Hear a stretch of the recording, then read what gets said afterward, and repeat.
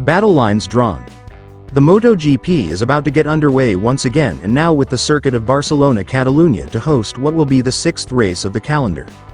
Looking at what is happening right now in the championship standings, Jorge Martin leads with 129 points. He who is still looking forward to put his name on the most recent winners, just like Pecco Bagnaia 91 points, while Marc Marquez is looking to take his first win of the season at home and return to the winning ways.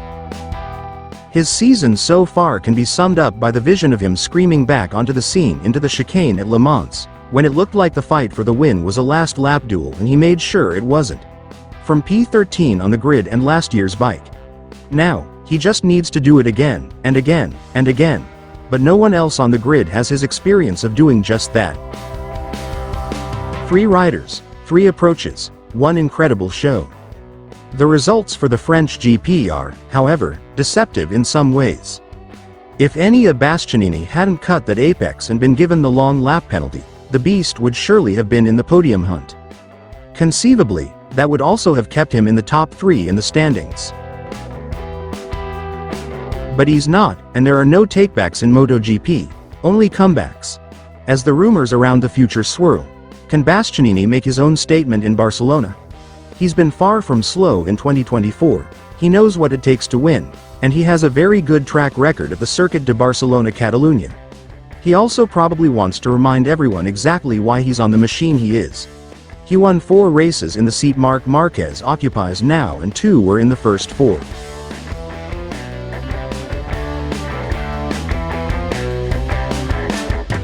Pecco Bagnaia's statement in Jerez remains as stunning as the day he made it. To stand face to face with one of the names already in the debate for greatest of all time, before he's even retired, and not only not back down but come out on top. Statement made. Martin's throwdown at Le Mans is likewise more than the sum of its parts, taking on not only the reigning champion but that same duel from Jerez and beating both. In style, too. A different style to Bagnaia in Jerez, and a different style to Marquez. 3 approaches to attacking the same goal is part of what has made the story so electric so far. Martin is explosive, Bagnaia unruffled, and Marquez redefined an era and is now making his mark in another. Still, however much the last couple of races have been a stunning showdown between the reigning champion, the pretender to the throne and the benchmark of an era, all determined to show each other exactly what they've got. It's not a grid of 3.